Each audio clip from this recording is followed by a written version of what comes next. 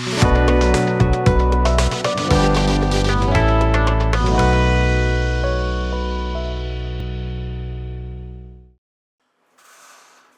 Business channel நேயர்களுக்கு எண்ணியல் நிபுணர் சதீஷ் ராவின் வணக்கங்கள்.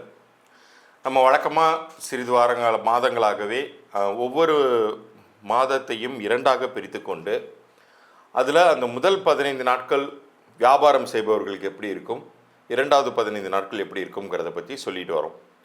அதன்படி இந்த மார்ச் மாதம் 2025 1 முதல் 15 தேதி வரைக்கும் ஒவ்வொரு பிறப்பு தேதியை சேர்ந்தவர்களுக்கும் உங்களுடைய வியாபாரம் எப்படி இருக்க போகுது, அதில் ஒரு சில குறிப்பிட்ட நாட்கள் உங்களுக்கு எதெல்லாம் பண வரவை தரும், எந்தெந்த நாட்களை நீங்கள் தவிர்க்கணும், எந்தெந்த நாட்களில் பிரயாணங்களால் உங்களுக்கு நல்லது நடக்கும், எந்த நாட்கள் இனாகரல் பண்ணுவதற்கு அதாவது துவங்குவதற்கான நல்ல நாட்களாக வைத்து கொள்ளலாம்ங்கிறத பற்றியெல்லாம் இப்போ விரிவாக சொல்ல போகிறேன். இதில் ஒவ்வொரு பிறந்த தேதியின் வியாபார தன்மை, உங்களுடைய வியாபாரம் பண்ணக்கூடிய விஷயங்களை பற்றியும் அங்கங்கே சில விஷயங்கள் முக்கியமான தகவல்கள் நான் கொடுக்கறதா இருக்கேன்.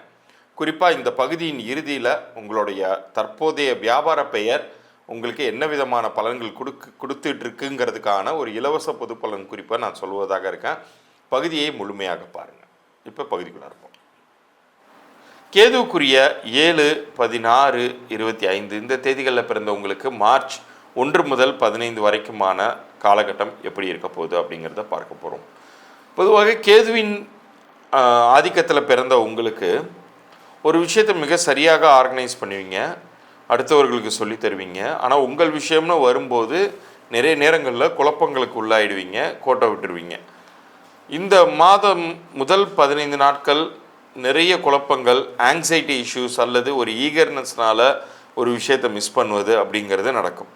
ஸோ கொஞ்சம் ஜாக்கிரதையாக இருக்க வேண்டிய ஒரு முதல் 15 நாட்களாக இது அமையுது.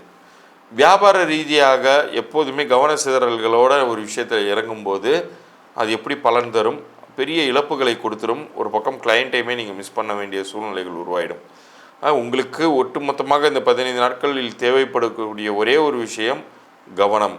மிக கவனமாக ஒரு விஷயத்திலையும் கையாளணும். பணத்தை மிக அதிகப்படியாக முதலீடு செய்வதை தவிர்க்கணும். புதிதான ஒப்பந்தங்கள் சைன் பண்ணும்போது ஒரு முறைக்கு பல முறை யோசித்து பார்த்து விட்டு அந்த கமிட்மெண்ட்ஸை தரணும். இது மாதிரியான விஷயங்கள்லாம் உங்களுக்கு இந்த மாதத்தில் நீங்கள் கடைபிடிக்க வேண்டியது. அதுலேயும் குறிப்பாக ஒரு சில தேதிகளை அறவே தவிர்த்துக்கோங்கன்னு நான் சொல்லுவேன். 8, 17, 26 இந்த தேதிகள் எப்போதுமே உங்களுக்கு ஆகவே ஆகாது. அதுலேயும் இந்த முதல் 15 நாட்களில் டைரெக்டாக நீங்கள் எடுத்துக்கொள்ள வேண்டியது 8ஆம் தேதியை. அதுலேயும் 4ஆம் தேதி ஒரு சில 4 தேதிகள் உங்களுக்கு ரொம்ப கெடுதல்களை உண்டு பண்ணும். இந்த மாதத்தை பொறுத்த வரைக்கும் 4ஆம் தேதியும் சரி 5ஆம் தேதியும் சரி 2 தேதிகள்லையுமே எந்த ஒரு விஷயத்தையும் வைத்து கொள்ளாதீர்கள். தயவுசெய்து புதிதாக எந்த கமிட்மெண்ட்ஸும் கொடுத்துடாதீங்க. 13ஆம் தேதி தெய்வ அனுகூலத்தால் உங்களுக்கு நிறைய நன்மைகள்ங்கிறது நடக்கும். உங்களுடைய முயற்சிங்கிறது அந்த நாளில் 0வாக வச்சுக்கோங்க. பட் உங்களுடைய ப்ரேயர்ஸ், பிஸ்னஸ் ரீதியாக ஒரு சில விஷயங்கள் உங்களுக்கு ஒர்க் அவுட் ஆகணும் அப்படின்னு சொல்லி ஆசைப்பட்டீங்கன்னா அது உங்களுக்கு ரொம்ப ஃப்ரூட்ஃபுல்லாக அமையும். 13ஆம் தேதி உங்களுக்கு நல்லது நடக்கும். பிரயாணங்களால் அனுகூலங்கள் அப்படிங்கிறது 14ஆம் தேதி நீங்கள் பிஸ்னஸ் ரீதியாக ஒரு இடத்துலேருந்து இன்னொரு இடத்துக்கு ட்ராவல் பண்ணி போய் ஒரு விஷயத்தை சாதிக்கணும் அப்படிங்கிற ஒரு சூழ்நிலை இருந்துச்சுன்னா அப்போ அந்த ட்ராவல் அமைச்சிக்கோங்க. அது உங்களுக்கு நல்ல பலன்களை கொடுக்கும். இந்த மாதத்தை பொறுத்த வரைக்கும் இந்த முதல் 15 நாட்களில் பண வரவுக்கான நாளாக உங்களுக்கு அமைவது 1ஆம் தேதி, 7ஆம் தேதி, 10ஆம் தேதி. இந்த 3 தேதிகளில் உங்களுக்கு ஏதேனும் ரூபத்தில் பணம் சேரும். உங்களுக்கு நிச்சயம் அது இருக்கக்கூடிய இழப்புகளை ஓரளவுக்காச்சும் பேலன்ஸ் பண்ணுவதற்கு உகந்த நாட்களாக இப்போ நான் சொன்ன இந்த தேதிகள் அமையுது. இந்த தேதிகளுக்கு ஒரு 2-3 நாளைக்கு முன்னாடியே உங்களுடைய ஃபாலோஅப்பை மட்டும் தயவு செய்து வச்சுக்கோங்க. ஏன்னா நீங்கள் போய் கேட்ட உடனே அன்றைக்கே அவங்க பணம் ஏற்பாடு பண்ணி தந்துட போகிறது கிடையாது. ஒரு ஃபாலோஅப் செய்து வச்சுருந்தீங்கன்னா எக்ஸாக்டாக இப்போ நான் சொன்ன தேதிகளில் உங்கள் அக்கௌண்ட்டுக்கு பணம் சேருவதற்கான ஒரு நல்ல தன்மைகள் அப்படிங்கிறது உருவாகும். இந்த மாதத்தில் முடிந்தவரை மனதை அமைதியாக வைத்துக்கொண்டு உங்கள் செயல்பாடுகளை வைத்து கொண்டீர்கள் என்றாலே பெரிய ரிஸ்க்குங்கிறது வராமல் நீங்கள் தவிர்த்து கொள்ளலாம். இப்போ இவ்வளோ நேரம் நீங்கள் பார்த்துட்டு இருந்தது வரைக்கும் நான் சொல்லியிருக்கிற தேதிகளை மிகச்சரியாக கடைபிடித்தீர்கள் என்றால் உறுதியாக சொல்கிறேன், உங்களுக்கான வெற்றியை வெற்றிக்கான பாசிபிலிட்டிஸை அதிகப்படுத்தி கொள்ளலாம். தவிர்க்க வேண்டிய தேதிகளை முழுமையாக தயவு செய்து தவிர்த்துக்கோங்க. உங்களுக்கான ரிஸ்க் ஃபேக்டருங்கிறது வந்து ரொம்பவே கம்மியாகும். நான் ஏற்கனவே சொல்லியிருந்ததன்படி இப்போ உங்களுக்கான அந்த இலவச குறிப்புக்கான விஷயங்களை சொல்லிட்டு வரேன், கவனமாக கேளுங்க. ஒவ்வொரு வியாபார பெயருமே ரொம்ப ரொம்ப முக்கியங்க.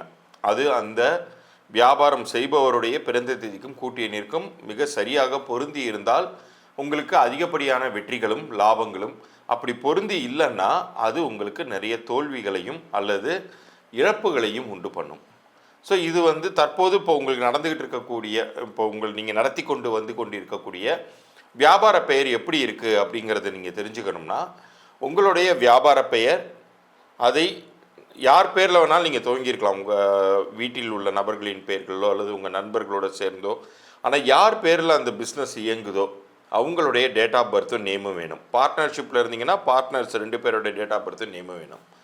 இதை நீங்கள் நம்ம கீழே தர என்னுடைய வாட்ஸ்அப் எண்ணிற்கு நம்ம சேனலை சப்ஸ்கிரைப் பண்ணி ஸ்க்ரீன்ஷாட்டோட தயவுசெய்து அனுப்புங்க. உங்களுக்கான வியாபார பெயர் என்ன விதத்தில் இருக்குது, அது பொருந்தியிருக்கா இல்லையா அப்படிங்கிற தகவல்கள் வரைக்கும் மாத்திரம் நான் உங்களுக்கு இலவச பொது பலன்களாக தரேன். அப்படி அது பொருந்தலைன்னா என்ன செய்யணுங்கிறதையுமே நான் அந்த பதிவிலேயே தெளிவாக சொல்லிவிடுவேன். அதன்படி நீங்கள் என்கிட்ட கன்சல்டேஷன் எடுத்துக்கலாம். மீண்டும் அடுத்த ஒரு சுவாரஸ்யமான பதிவில் சந்திப்போம். நன்றி, வணக்கம்.